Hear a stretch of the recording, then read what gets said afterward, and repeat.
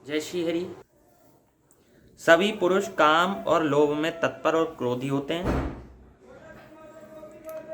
काम क्रोध में तत्पर रहेंगे, काम और लोभ में भी तत्पर रहेंगे।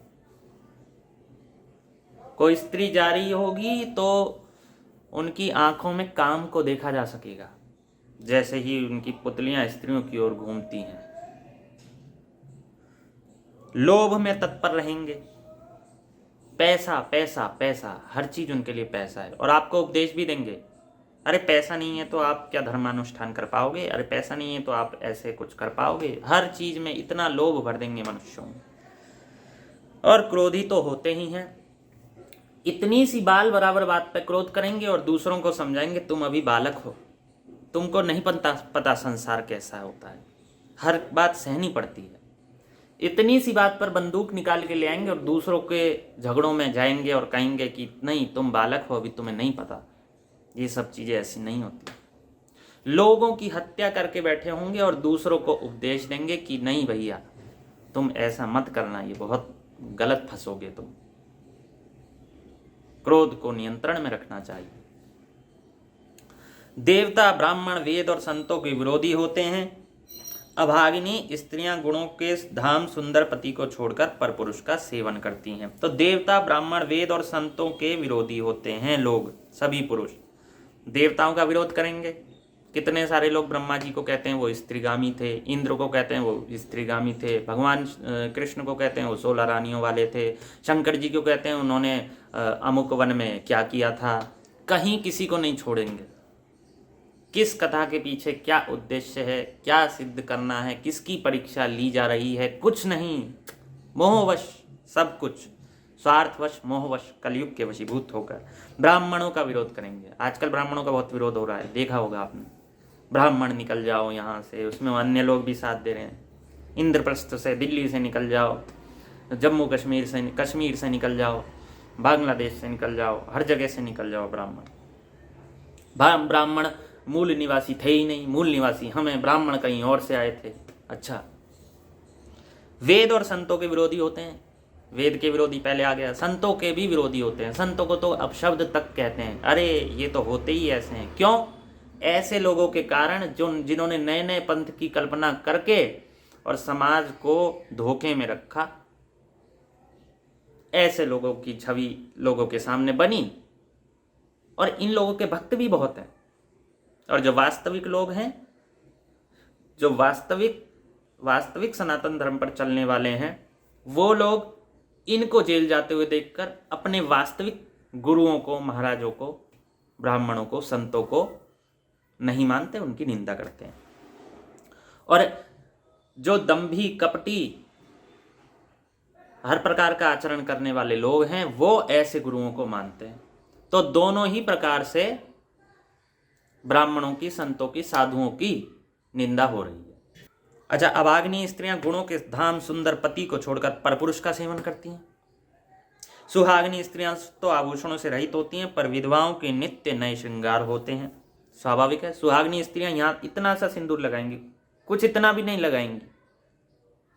कई बार यहाँ भी कुछ नहीं होता, उनके मेकअप आदि जो भी आभूषण श्रृंगार है उनका कुछ भी नहीं होता।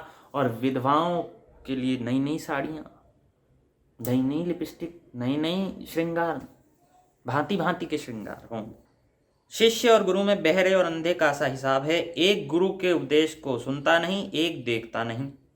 जो गुरु शिष्य का धन हरण करता है पर शोक नहीं हरण करता, वह घोर नरक में पड़ता है।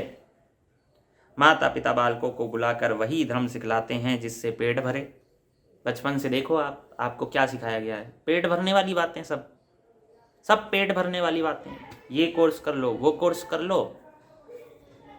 आजकल तो भांति भांति के कोर्स चल चुके हैं। एमटेक कर लो, बीटेक कर लो, इंजीनियरिंग में जो होते हैं, एनिमेशन कर लो, डिप्लोमा कर लो, डोएक कर लो, टाइपिंग सीख लो, शॉर्ट हैंड सीख लो, इंग्लिश स्पीकिंग सीख लो, किसी भी विषय के अध्यापक बन जाओ। कितने ही हैं ऐसे। तो ये सब आजकल चल रहा है और पेट भरने का ही धर्म सिखलाते हैं। स्त्री पुरुष ब्रह्म ज्ञान के अतिरिक्त दूसरी बात नहीं करते, पर वे लोभवश कौड़ियों के लिए ब्राह्मण और गुरु की हत्या कर डालते हैं। ब्रह्म ज्ञान की बातें करेंगे और छोटे मोटे पैसों के लिए हत्या तक कर डालेंगे। ऐसे लोग हुए उस कलयुग में। ये इसी कलयुग की बात समझो आप, क्योंकि कलयुग के ही ये धर्म है, कलयुग में ही ऐसा होता है। जो पराई स्त्री में आसक्त, कपट करने में चतुर और मोह द्रोह और ममता में लिपटे हुए हैं, वे ही मनुष्य अभेदवादी ज्ञानी हैं। मैंने उस कलयुग का यह चरित्र देखा। पराई स्त्रियों में आसक्त हैं, कपट करने में चतुर हैं, मोह द्रोह और ममता में लिपटे हुए हैं, वो ही मनुष्य ज्ञानी हैं। वे स्वयं तो नष्ट हुए ही रहते हैं, जो कहीं सन्मार्ग का प्रतिपालन करते हैं उनको भी वे नष्ट कर देते हैं। जो तर्क करके वेद की निंदा करते हैं वे लोग कल्प कल्प भर एक एक नरक में पड़े रहते हैं। एक एक कल्प तक एक एक नरक में पड़े रहते हैं। सब मनुष्य मनमाना आचरण करते हैं, पार अनीति का वर्णन नहीं किया जा सकता। कलयुग में सब लोग वर्ण संकर और मर्यादा से च्युत हो गए। वे पाप करते हैं और दुख भय रोग शोक और वियोग पाते हैं। कलयुग में सभी लोग वर्ण संकर और मर्यादा से च्युत हो गए। मर्यादा तो रही नहीं। हर प्रकार की मर्यादा, सास की बहू की सास के प्रति, ससुर की बहू के प्रति जो भी लज्जा होती है, इस प्रकार की जितनी भी लज्जाएं हैं वो तो रही नहीं है। और वर्ण संकर हो गए हैं। अलग अलग वर्णों में विवाह हो रहे हैं, अलग अलग जातियों में विवाह हो रहे हैं। वे पाप करते हैं और दुख भय रोग शोक और वियोग पाते हैं। पाप करोगे तो ये सब तो मिलेगा ही। वेद सम्मत तथा वैराग्य और ज्ञान से युक्त जो हरिभक्ति का मार्ग है, मोहवश मनुष्य उस पर नहीं चलते और अनेकों नए नए पंथों की कल्पना करते हैं। सन्यासी बहुत धन लगाकर घर सजाते हैं, उनमें वैराग्य नहीं रहा, उसे विषयों ने हर लिया। तपस्वी धनवान हो गए और गृहस्थ दरिद्र। जो तपस्वी थे उनके तो बड़े बड़े आश्रम, धनवान हो गए, और गृहस्थ बेचारे दरिद्र हैं। उल्टा वो दे सकते हैं उन्हें, इतनी सामर्थ्य है तपस्वियों में। आजकल तपस्वियों में इतनी सामर्थ्य है कि वो गृहस्थ को बैठा के खिला सकते हैं, लेकिन गृहस्थ में बेचारे में इतनी सामर्थ्य नहीं, उसके अपने खर्चे पूरे नहीं होते। हे तात, कलयुग की लीला कुछ कहीं नहीं जाती। कुलवती और सती स्त्री को पुरुष घर से निकाल देते हैं और अच्छी चाल को छोड़कर घर में दासी को ला रखते हैं। जो कुल में बड़ी हैं, जिनके कुल बहुत अच्छे हैं, जिनके कुलों में मद्यपान मांसाहार आदि नहीं होता, शिखा सूत्र धारण करते हैं लोग, किसी का हृदय नहीं दुखाते, अच्छे से बात करते हैं, गाली गलौच नहीं करते हैं, ऐसे कुलों की स्त्रियां तो घर बैठ जाती हैं। और वो जो घर बैठ जाती हैं और उनके घर में ऐसी स्त्रियां आ जाती हैं, कैसी आप जानो। पुत्र अपने माता पिता को तभी तक मानते हैं जब तक स्त्री का मुंह नहीं दिखाई पड़ा। विवाह के उपरांत आप अलग रहो, हम अलग रहेंगे। जब से ससुराल प्यारी लगने लगी तब से कुटुंबी, ये बात ध्यान रखना, जिन्होंने भी ये किया कि आप अलग रहो हम अलग रहेंगे, जिन्होंने भी अपने मन से ये किया है, कैसे भला होगा आपका, कैसे हित होगा। जब से ससुराल प्यारी लगने लगी तब से कुटुंबी शत्रु रूप हो गए।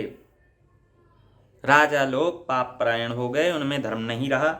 वे प्रजा को नित्य ही दंड देकर उसकी विडंबना किया करते हैं। धनी लोग मलिन होने पर भी कुलीन माने जाते हैं।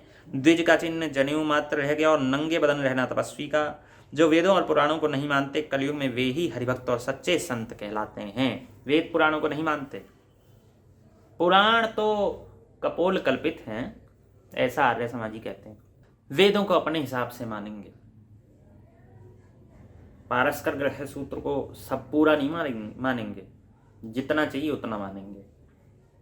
कात्यायन ग्रह सूत्र को जितना चाहिए उतना मानेंगे। जितने भी सूत्र हैं, ग्रह सूत्र जितने भी हैं, जितना चाहिए उतना मानेंगे। धर्म सूत्र जितने भी हैं जितना चाहिए, बौधायन धर्म सूत्र जितने भी हैं उतना, बौधायन धर्म सूत्र जितना चाहिए उतना मानेंगे, पूरा नहीं मानेंगे, क्योंकि वो वेद में आता है। उपनिषद भी पूरे नहीं मानेंगे, जितनों में हमारा कार्य सिद्ध हो जाए उतना मानेंगे, जितनों में विरोध हो वो सब कपोल कल्पित बताएंगे। कलयुग में वे ही हरिभक्त और सच्चे संत कहलाते हैं। कवियों के तो झुंड के झुंड हो गए, पर दुनिया में उदार कवियों का आश्रयदाता सुनाई नहीं पड़ता। गुण में दोष लगाने वाले बहुत हैं, पर गुणी कोई भी नहीं है। कलयुग में बार बार अकाल पड़ते हैं, अन्न के बिना सब लोग दुखी होकर मरते हैं। बार बार अकाल पड़ते हैं, अन्न के बिना दुखी होकर मरते हैं। एक दो बार तो पड़ गए अकाल कोरोना के कारण, अभी आपके सामने। हमने सुना है 100 वर्ष पहले प्लेग करके कोई महामारी आई थी, प्लेग करके क्या थी, 1900 में आई थी, क्या थी, तब भी बहुत लोग मर गए थे। हे पक्षीराज गरुड़ जी सुनिए, कलयुग में कपट, हठ, दंभ, द्वेष, पाखंड, मान, मोह और काम आदि और मद ब्रह्मांड भर में व्याप्त हो गए। मनुष्य जब तप, यज्ञ, व्रत और दान आदि धर्म तामसी भाव से करने लगे, लोगों को पता चले कि हम दान करते हैं, वीडियो बना बना के करना चाहिए, प्रेरणा मिलती है लोगों को, लेकिन जो वास्तव में इसीलिए करता है कि लोगों को प्रेरणा मिले। चलो अच्छा है, आपकी भी थोड़ी बहुत आजीविका चल जाए, उससे अच्छी चल जाए, तभी आप दूसरों की सहायता करेंगे। लेकिन इस भाव से करना मात्र यश फैलाने के लिए जगत में, हृदय में करुणा नहीं, कुछ भी बस दिखाने के लिए। देवता पृथ्वी पर जल नहीं बरसाते और बोया हुआ अन्न उगता नहीं। स्त्रियों के बाल ही भूषण हैं और उनको भूख बहुत लगती है। मतलब स्त्रियों के बाल ही भूषण रह गए हैं और कोई साड़ी गहना तो रहा नहीं, साड़ी गहना तो कुछ रहा नहीं। तो जब साड़ी गहना उन पे नहीं रहा तो क्या रहा शरीर पर, आप सब जानते हैं क्या रहा क्या नहीं रहा, मैं क्या बोलूं। जय श्री हरि।